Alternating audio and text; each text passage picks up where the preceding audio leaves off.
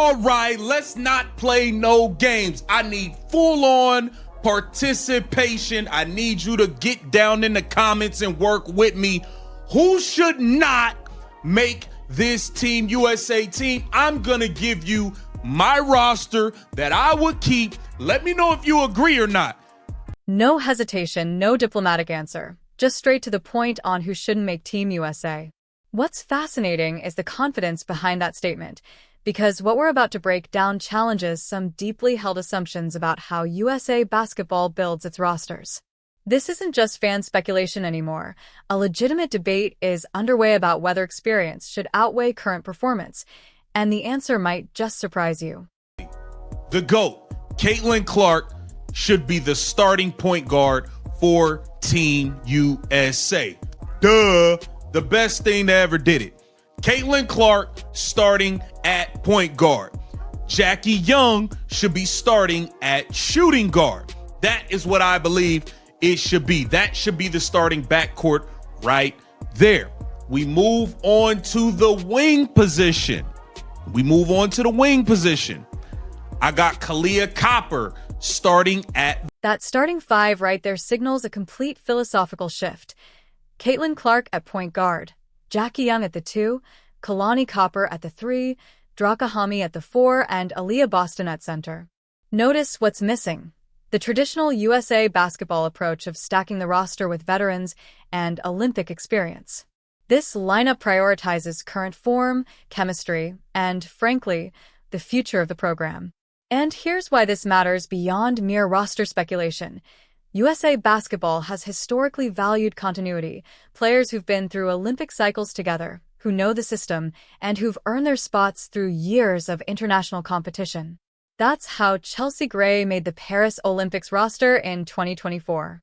Despite Caitlin Clark having arguably the most dominant rookie season in WNBA history, leaving her off that team sparked massive controversy, with fans pointing out she led the league in assists and three-point shooting while Gray was recovering from injury.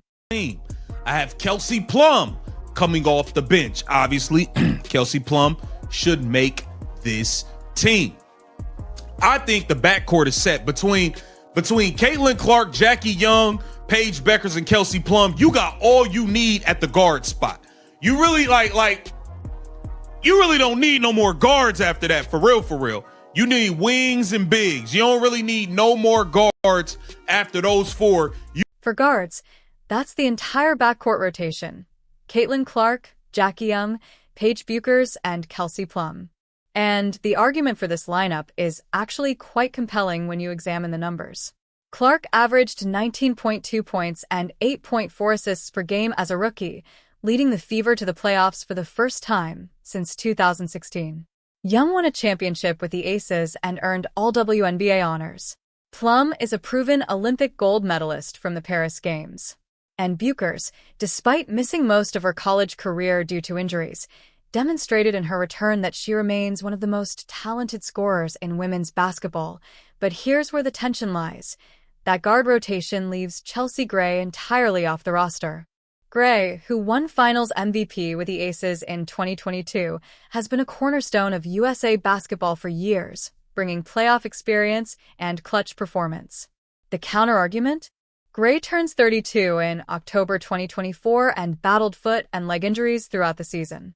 She played in only 26 games during the 2024 WNBA season, averaging 10.3 points and 4.4 assists, solid numbers, but no longer elite.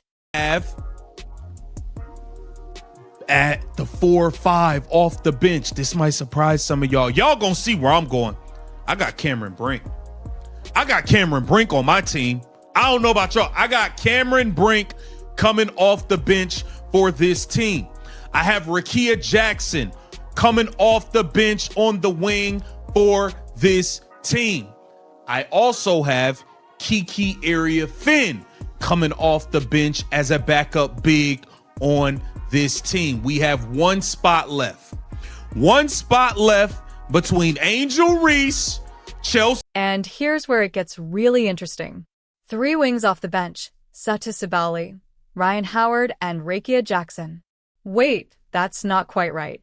Let me clarify. The actual picks were Sonia Citron from the Washington Mystics and Rakia Jackson, plus Cameron Brink at the 4 or 5, Kiki Harrion as a backup big, and Angel Reese taking the final roster spot. The choice generating the most debate? Cameron Brink over Britney Griner. Griner, standing 6 feet 9 inches, is a two-time Olympic gold medalist and one of the most dominant defensive presences in women's basketball history. She averaged 17.8 points, 6.6 rebounds, and 1.5 blocks per game in the 2024 season and has been Team USA's defensive anchor in multiple international competitions. Brink represents something different. At 22 years old, she's the future. Drafted second overall in the 2024 WNBA draft, a national champion from Stanford, she brings modern versatility, able to protect the rim, switch onto guards, and stretch the floor with her shooting. The catch? She tore her ACL in June 2024, missing the remainder of her rookie season. This roster projection clearly prioritizes future competitions over immediate results. And being just a role player, which is what she should be. She's not a star go-to player. Rebound, and that's it. That's all. Rebound and play defense. That's all you got to do.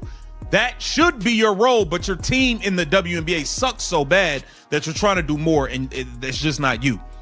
Angel Reese makes my final 12. So who didn't make my cut? It's a lot of y'all looking like, whoa, whoa, whoa.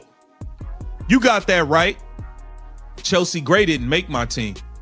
I'm over all these old people. Look, Chelsea Gray's done her thing. She shouldn't even been in the Olympics. Caitlin Clark rookie year. Caitlin Clark should have had that spot.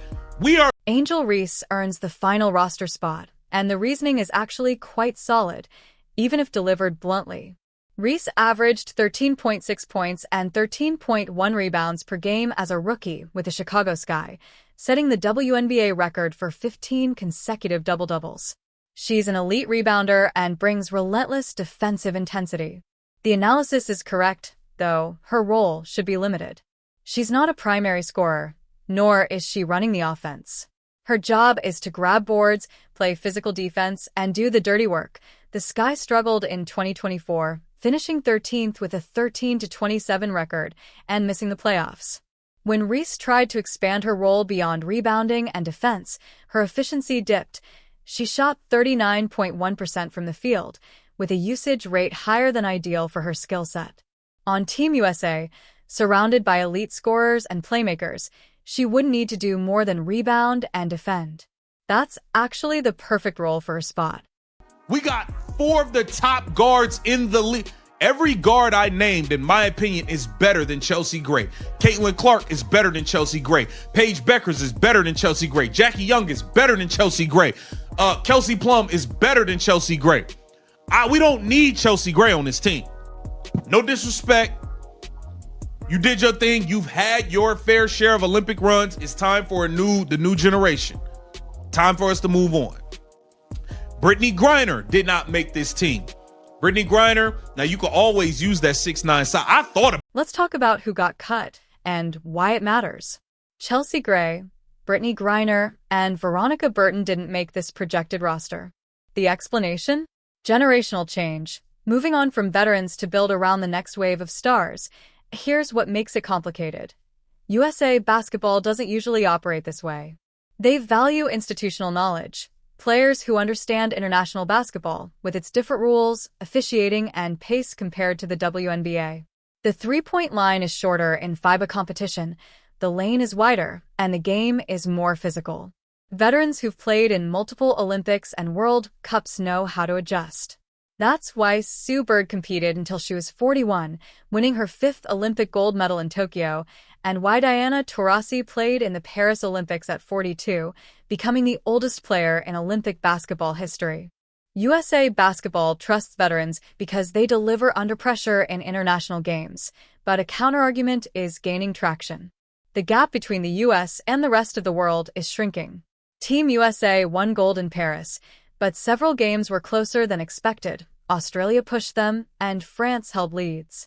The days of 30-point blowouts may be over. Maybe it's time to prioritize athleticism, shooting, and the players dominating the WNBA right now, rather than those who dominated 5 years ago. We got Hamby, we got Angel Reese, We got we got Kiki. We got some bigs. We got some size. We good. And Veronica Burton didn't make this team. No, love Veronica Burton. Love her as a player, but this team is already stacked with guards. So Veronica Burton did not make the cut for my final roster. So I'm going to read you the final roster again. Caitlin Clark. Let's run through the final 12 one more time and break down what this roster construction actually achieves. Caitlin Clark, Jackie Young, Kalani Copper, Draka Hamby, Aaliyah Boston, Paige Buchers, Kelsey Plum, Sonia Citron, Cameron Brink, Angel Reese, Rakia Jackson, and Kiki Harrigan. The average age of this roster falls in the mid-20s, significantly younger than typical USA basketball teams. For comparison, the Paris Olympics squad had an average age well over that. This represents a fundamental reset, essentially signaling that the Olympic cycles, including Tokyo and Paris, are over, and the focus is now on building toward 2028 in Los Angeles and beyond. The positional balance is intriguing. For pure guards may seem like a lot, but international basketball is guard-dominated. FIBA games are won and lost on the perimeter, and three-point shooting matters more than traditional post play in the modern game. Having 4 elite guards who can shoot, pass, and handle pressure defense makes perfect sense. The front court is where this gets experimental. Hamby, Boston, Brink, Reese, and Harrigan. There's plenty of size and versatility, but not much traditional back-to-the-basket scoring. This roster is built to play fast, shoot threes, and rely on athleticism rather than grinding it out in the paint, a very modern approach that mirrors how basketball is evolving globally. Should be on this Team USA team. Get down in the comments. Let me know what you think. Who's on your team? Who would you take off of my list? I think I know who a lot of y'all say. Get down in the comments. Let me know. Let's keep the video. Here's what this debate is really about. It's not just 12 roster spots for one tournament. It's the identity of USA basketball going forward and whether the organization is willing to make hard decisions about legacy versus current performance. Chelsea Gray is a perfect example of this tension. She's a champion, a finals MVP, an Olympic gold medalist. She's earned respect through years of elite play. But in 2024, she wasn't a top WNBA guard anymore, maybe not even top 10. Injuries and age have taken their toll. So, do you reward past performance and hope she can recapture that form for a tournament? Or do you go with someone playing at a higher level right now? The same question applies to Britney Griner. She's still productive and one of the best shot blockers in the world, but at 33, her mobility isn't what it was 5 years ago. Cameron Brink, if healthy, may not yet match Griner defensively, but she brings more versatility and upside. What's the priority? Proven championship pedigree or future potential? USA basketball has historically leaned toward veterans.